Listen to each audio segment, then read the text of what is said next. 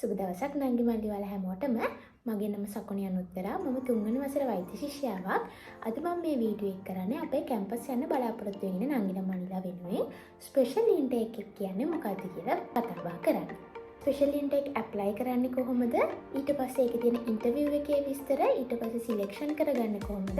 ඊට පස්සේ සිලෙක්ට් වුණාට පස්සේ රෙජිස්ට්‍රේෂන් එක කරන්නේ කොහොමද කියන ඒවා අද මම මේ වීඩියෝ එකෙන් කතා කරනවා. අපි බලමු මෙඩිසින් ඉංජිනියරින් වගේ අංක 1 තියෙන කෝස් වලට මේ ස්පෙෂල් ඉන්ටේක් එකෙන් අපිට යන්න පුළුවන්ද කියලා. අපි එහෙනම් අද වීඩියෝ එකට යමු.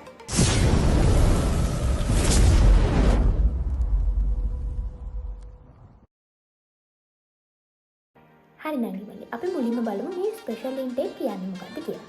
ස්පෙෂල් ඉන්ටේක් කියන්නේ විෂය පරිබාහිර කටයුතු. ඒ කියන්නේ සෞන්දර්ය කියවම නැටුම්, චිත්‍ර, කලා, සංගීත ඔය වගේ ඒවා. ඊට පස්සේ ක්‍රීඩා කටයුතු, ශිෂ්‍ය බට, බාල දක්ෂ, සමාජ කටයුතු ඒ වගේ වෙනත් බාහිර ක්‍රියාකාරකම් වලින් අපිට ජයග්‍රහණ ලැබිලා තියෙනවා නම් ඒ වගේ ලකුණු එකතු වෙලා අපිට හොඳ කැම්පස් එකකට යන්න අවස්ථාව ලැබෙනවා. not selected වෙලා හිටපු එක්කෙනෙක්ට කැම්පස් යන්නත් නැත්නම් අපි කැමති කෝස් එකකට යන්න පොඩ්ඩක් රිසර්ච් එක මදි නම් අපිට මේක ඇප්ලයි කරාම අපි කැමති කෝස් එකකට සිලෙක්ට් වෙන්න chance එකක් තියෙනවා.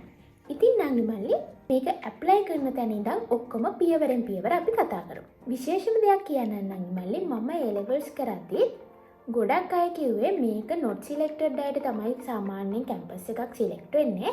මෙඩිසින් ඉංජිනියරින් වගේ ලොකු කෝසස් වලට ස්පෙෂල් ඉන්ටේක් එකෙන් ළමයි ගන්නේ නැහැ කියලා.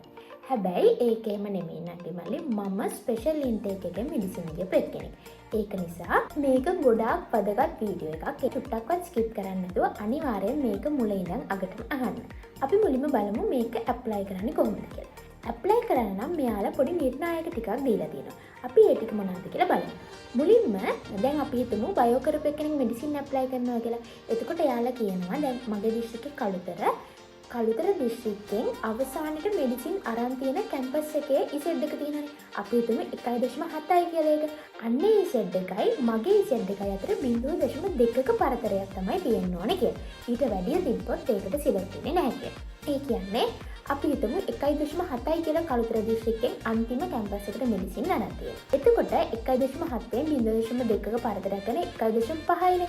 එතකොට 1.5යි 1.7යි අතර මගේ ඉසෙඩ් එක තිබ්බොත් තමයි මට මෙඩිසින් සිලෙක්ට් වෙන්නේ. එතකොට මේ ස්පෙෂල් ඉන්ටේක් එකට ඉසෙඩ් එකේ බලපෑමකුත් තියෙනවා. ඒ කියන්නේ අඩු ඉසෙඩ් එකක් ගත්ත එක්කෙනෙකුට මෙඩිසින් යන්න බෑ. යම් තාක් දුරකට පොඩි ඉසෙඩ් එකේ අඩුවීමක් තියෙනවා නම් තමයි මෙඩිසින් සිලෙක්ට් වෙන්නේ. හරි. අපි දැන් බලමු මේක ඇප්ලයි කරන්නේ කොහොමද කියලා.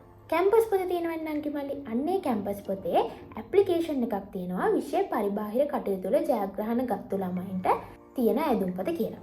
අන්න ඒක අපි ෆිල් කරන්න ඕනේ. ඒකේ නම තියෙනවා, ලිපිනය, දුරකථන අංකය, ඊට පස්සේ එළව රිසර්ච් දාන්න තියෙනවා අපේ දිස්ත්‍රික්කේ. ඊට පස්සේ පොදු පරීක්ෂණයට ගත්ත ලකුණු ওই ටික දාන්න තියෙනවා. ඒ ටික දැම්මට පස්සේ තියෙන එක තමයි නංගි මල්ලි විශේෂම කෑල්ල. ඒකේ තියෙන්නේ අපේ කෝසස් ටික දාන්න. ඒකදී නංගි මල්ලි සාමාන්‍යයෙන් අපි කැම්පස් ඇප්ලයි කරද්දී අපි දාන්නේ 0.1A 0.1B. ඒ කියන්නේ 0.1 කියන්නේ මෙඩිසින්, ඒ කියන්නේ කොළඹ කැම්පස් එක. අපි කැම්පස් එකත් එක්කමනේ දාන්නේ. හැබැයි නංගි මල්ලි මේකෙදී අපිට කැම්පස් එකක් ඉල්ලන්න බෑ. අපි එයාලා දෙන කැම්පස් එකකට තමයි යන්න ඕනේ. අන්න ඒක නිසා අපිට මේක දාන්න පුළුවන් කෝස් කෝඩ් විතරයි. ඒ කියන්නේ 0.1 මෙඩිසින්, 0.2 නම් ඩෙන්ටල්, 0.3 නම් වෙට්. ඔන්න ඔය විදිහට 1 2 3 කියන ඒවා විතරයි අපිට දාන්න පුළුවන්. අර ඉංග්‍රීසි අකුරු ටික දාන්න බෑ. මේක හරියට පුරවන්න ඕන නංගි මල්ලි. මොකද අපි මෙතන මොකක් හරි වැරද්දක් කරලා තිබ්බොත් එයාලා අපිට කිසිම දැනුම් දීමකින් තොරව මේ ඇප්ලිකේෂන් රිජෙක්ට් කරනවා. ඒක නිසා හොඳට මේ ෆිල් කරන විදිය අහගන්න. ඊට පස්සේ අපිට දිනේ අච්චනයි දාලා ඒ පැත්ත පුරවලා ඉවර ගන්න. ඊට පස්සේ දෙවෙනි පැත්ත තියෙනවා. ඒක නංගි මල්ලි විදුහල්පතිවරයෙක් ලවා තමයි අපි ඒක ෆිල් කරගන්න ඕනේ. ඒක තියෙන්නේ අපේ ජාත්‍යන්තර මට්ටමේ, ජාතික මට්ටමේ සහ පාසල් මට්ටමින් ගත්තු ජයග්‍රහණ තමයි ෆිල් කරන්න තියෙන්නේ. ඒකෙදි විශේෂම දෙයක් තියෙනවා නංගි මල්ලි. අපි මේකෙදි ෆිල් කරන්න ඕනේ අපේ A levels අවුරුදු 2 ඇතුළත තියෙන ජයග්‍රහණ විතරයි. අපි නර්සරි ඉඳන් ගත්ත ජයග්‍රහණ මේකේ ෆිල් කරන්න බෑ. අනිත් එක මේකේ ෆිල් කරන්න ඊට මදි නම් ඒ ආකෘතියම තියෙන වෙන කොලයක අපිට ෆිල් කරගන්න පුළුවන්. ෆිල් කරාට පස්සේ ප්‍රින්සිපල්ගේ අච්චනයි සීල් එකයි අනිවාර්යෙන් තිබිය යුතුමයි. අර අපි වෙන කොලවලත් ෆිල් කරොත් අනිවාර්යෙන් ඒ වගේ ප්‍රින්සිපල්ගේ අච්චනයි සීල් එකයි තියෙන්න ඕනේ. අනිත් එක තමයි මේ ෆෝම් එකත් එක්ක දැන් අපි අර දාපු ජයග්‍රහණ තියෙනවානේ. ඒ ජයග්‍රහණවලදී අපිට මොනවාරි සර්ටිෆිකේට්ස් ලැබිලා තියෙන්නේ. අන්නේ සර්ටිෆිකේට්ස් ෆොටෝකොපි කරලා ඒව ඉස්කෝලෙන් ට්‍රූ කොපි කියලා ප්‍රින්සිපල්ට කියලා සාතික කරගෙන අන්න ඒවත් අපි මේ ඇප්ලිකේෂන් එකත් එක්ක යවන්න ඕන. දැන් අපි බලමු මේක යවන්න කොහොමද කියලා. ඔයාලා අර කැම්පස් යවන කොලේ තියෙනනේ ඒ කියන්නේ UGC එකට අර ෆෝම් එකක් අපි යවනවානේ. අපි කැමති කැම්පස් අනුපිළිවෙල දාලා අන්න ඒක යවද්දිම තමයි අපි මේ ෆෝම් එකත් යවන්න ඕනේ. මොකද ඒකේ ක්ලෝසින් ඩේට් තියෙන දවසම තමයි මේකේ ක්ලෝසින් ඩේට්.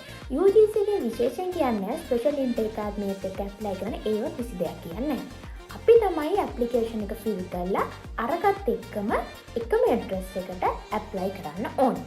හරි. දැන් අපි උඹ ඇප්ලයි කරාට පස්සේ ටික කාලයක් ගිහිල්ලා එයාලා අපිට ඉන්ටර්විව් කෝල් කරනවා. සමහරක් වෙලාවට නංගි මල්ලි ඉන්ටර්විව් අපි අර දාපු ෆෝන් නම්බර් එකට කෝල් කරලා කියනවා කියලාත් කියනවා.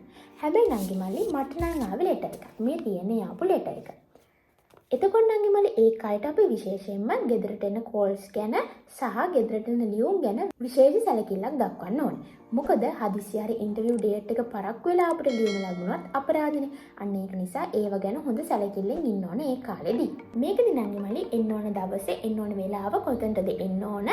ඒ වගේම තව ගේන්න ඕන දේවල් ටිකක් එයාලා සඳහන් කරලා තියෙනවා. මේක නංගි මල්ලි කොළඹ 7 තියෙන UGC එකේ තමයි මේ ඉන්ටර්විව් එක තියෙන්නේ. අපි එතනට තමයි එදාට යන්න ඕනේ. තව විදුහල්පතිගෙන් ගත්තු චරිත සහතිකයක් ගේන්න කියලා තියෙනවා. අපි අර ට්‍රූ කොපි කරලා යවපු සර්ටිෆිකේට්ස් වල ඔරිජිනල් ටික එදාට අරගෙන ඉන්න කියලා තියෙනවා. මේ චරිත සහතික ගන්නකොට මම විශේෂ දෙයක් කියන්නම් නංගි මල්ලි. ඔයාලා මේ චරිත සහතිකේ ලියව ගන්නකොට ඉස්කෝලේට කියලා දින වකවානු අනුව ලියාගන්න. මේ දවස් ඉඳන් මේ දවස වෙනකන් කියලා අපි ලියාගත්තම එතකොට එයාලට ඒක ලකුණු දෙන්න පුළුවන්. ඒ කාලය දීලා තියෙනවානේ හරියටම චරිත සහතිකේ. නැත්තම් ඔක කාලය දාලා තිබ්බේ නැත්තම් එයාලා දන්නේ නැහැ මොන කාලෙද අපි කරේ කියලා. එතකොට චුට්ටක් ඒ වෙලාවේ ප්‍රශ්නයක් වෙන්න පුළුවන්. ඉතින් එහෙම ප්‍රශ්නයක් නොවෙන්න ඔයාලා දින වකවානුත් එක්කම චරිත සහතිකේ ලියව ගන්න. ඔන්න ඔය දේවල් ටික තමයි ගෙවෙන්න කියලා තියෙන්නේ. ඊට පස්සේ නංගි මෙයාලා කියනවා තව යම්කිසි නොවැළක්විය හේතුවක් මත ළමයාට එන්න බැරි නම්. ඒ කියන්නේ මේ කාලෙදි සමහර ළමයි රට ගිහින් තියෙනවා එක එක කෝසස් කරන්නේ.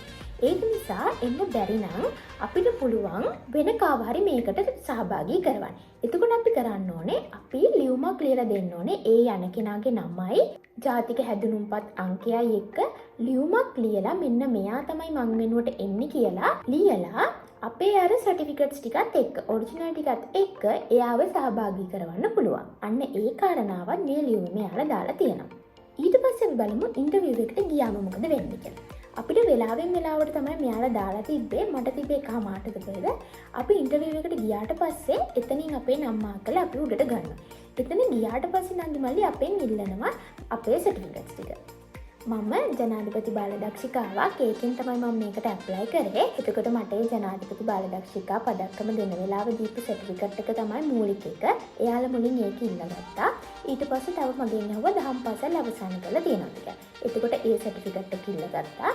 තව එයාලා අර දිනවකවන්ට කියලා අහනවා මේ අතර ඔයාලා කරපු දේවල් වල සර්ටිෆිකේට්ස් දෙන්න කියලා. චරිත සහතිකෙත් එයාලා ඉල්ල ගන්නවා. අන්න ඒ සර්ටිෆිකේට්ස් ටික අරගෙන එයාලා ඒ වෙලාවෙම ෆොටෝකොපි කරනවා. එයාලා ඔරිජිනල්ස් ටික අපිට දීලා ෆොටෝකොපි ටික තියාගන්න. ඊට පස්සේ අපිට ඉන්ටර්විව් බෝඩ් එකට යවනවා.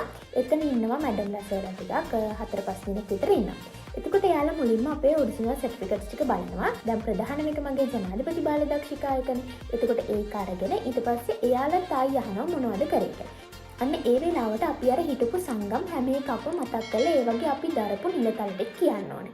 ඒව නංගි මල්ලි ඔයාලා ගෙදරදීම හොඳට මතක තියාගෙන යන්න කියන්න ඕන දේවල්. එකක්වත් මිස් කරන්න එපා. මට ඒ වෙලාවේ එකපාරටම ඔළුවට ආවේ නැහැ මොනවද කියන්න ඕනේ කියලා. මොකද නංගි මල්ලි මම මේක ගැන ගොඩාක් විස්තර හෙව්වා ඒ කාලේ. හැබැයි කවුරුත් ගියපු කෙනෙක්වත් විස්තරයක්වත් හරියට හොයාගන්න බැරි වුණා. මං එතනට ගියාට පස්සේ තමයි දන්නේ මොකද්ද වෙන්නේ කියලා. ඔයාලට එහෙම නැහැනේ දැන් ඔයාලා ඔක්කොම විස්තර දන්නවා. ඒ හින්දා හොඳට ලෑස්ති වෙලාම යන්න. ඔයාලා හොඳට මතක තියාගන්න. එතකොට එතෙන්දි කියන්න ඕන දේවල්. ඊට පස්සේ ඔයාලට දහම් පාසලේ ප්‍රිෆෙක්ට්ෂිප් තිබ්බනම් ඒවට දහම් පාසලෙන් චරිත සහතිකයක් ඒ වගේ දිනමක් වань දාලා අරගෙන යන්න. එතකොට ඒක ඒ වෙලාවට ඉදිරිපත් කරන්න පුළුවන්. ඔයාලා හිතින් ඉන්න පණන්ගේ යාලා මේක ලකුණු දෙයිද අනම්මනම් ඒව හිතන්න එපා. ලකුණු දෙන නොදෙන එක එයාලගේ වැඩක්නේ. ඔයාට තිබ්බ හැමදේම කියන්න. එතකොට එයාලා ලකුණු දෙනවා නම් ලකුණු දෙන්න. ඒ වෙලාවට එයාලා ලකුණක් දාගන්න. මේක නංගි අපේ Z එකට එකතු වෙන්නේ නැහැ. මේක වෙනම ලකුණක්. ඊට පස්සේ අන්න ඒ ලකුණු ටිකෙන් වැඩිම තියෙන කට්ටිය තමයි එයාලා සිලෙක්ට් කරගන්නේ. දැන් අපේ ඉන්ටර්විව් එක තිබුණ මාර්ච් වල වුණාට අපිට ජුලයි විතර තමයි එතකොට අපිව මේක සිලෙක්ට් කරගත්තද නැද්ද කියලා කිව්වේ. මාව සිලෙක්ට් වෙලා තිබ්බේ ජපුරේ ෆුඩ් සයන්ස් වලට. එතකොට මාර්ච් වල ඉඳන් ජුලයි ඒ අතරතුර කාලේ මට දැන් ජපුරේ ෆුඩ් සයන්ස් පටන් ගත්තා. මම ඒක රෙජිස්ටර් වෙලානේ තිබ්බේ. ඊට පස්සේ මම ජපුරේ ෆුඩ් සයන්ස් වලට ගියා. ගිහිල්ලා සති දෙක තුනක් යද්දි ගෙදරට කෝල් එකක් තමයි ඇවිල්ලා තිබ්බේ. මෙහෙම ස්පෙෂල් ඉන්ටේක් එකකින් සිලෙක්ට් වෙලා තියෙනවා ඊස්ටර්න් යුනිවර්සිටි එක තමයි සිලෙක්ට් වෙලා තියෙන්නේ කියලා. ඒත් එක්කම එයාලා කියලා තිබ්බා මම මේකට යන්නේ නැත්තම් එයාලට දැනුම් දෙන්න කියලා. ඒ කියන්නේ මල්ලි මේ ස්පෙෂල් ඉන්ටේක් එකට අපිව සිලෙක්ට් වුණොත් අපි ඒකට අනිවාර්යෙන්ම යන්න ඕනෙමයි කියලා නීතියක් නැහැ.